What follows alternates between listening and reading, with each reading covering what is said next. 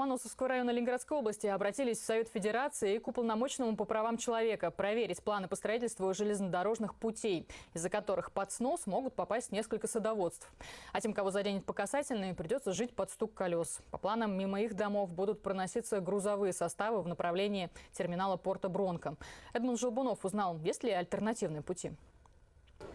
Десятки человек вышли в свой выходной на мороз, чтобы показать, с новым проектом им не по пути. О том, что через эти участки пройдет новая железнодорожная ветка для грузовых терминалов Бронки и Усть-Луги, жители пригорода Петербурга узнали из СМИ. С тех пор они регулярно выходят на так называемые встречи, чтобы отстоять свои дома.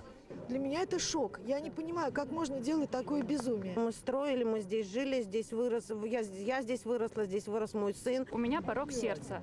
И мы специально искали дом именно ближе к лесу. Мы все живем на нашем участке, это наше родовое гнездо. Мы совершенно не хотим, чтобы его сносили, потому что это как наша маленькая родина. Жители подсчитали, что всего из-за новой железной дороги могут снести почти 300 домов. И по обе стороны от этих заброшенных сейчас рельсов не только минимум 10 дачных садоводств, но и дома тех, для кого это единственное жилье. А вот на этих фотографиях видно, что он собой представлял, этот участок.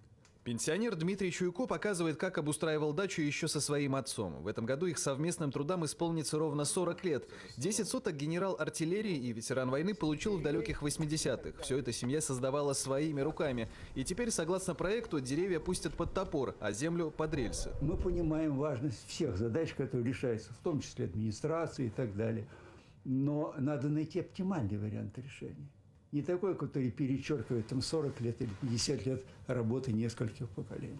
Этот оптимальный вариант 5000 обеспокоенных человек совместными усилиями нашли очень быстро. Мы находимся вот в этом месте.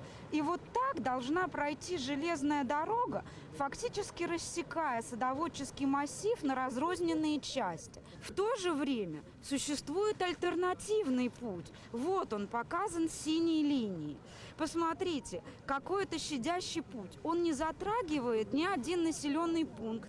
Но камнем преткновения для проектировщиков, видимо, стал этот небольшой участок. Дело в том, что он проходит по землям Минобороны. И договориться с министерством должно руководство РЖД, считают местные жители. В администрации Ломоносовского района их поддержали, ведь тогда не придется выкупать 300 участков для государственных нужд. Шансы изменить трассировку есть. Там надо просто поработать РЖД с Министерством обороны и решить вопросы с одним собственником.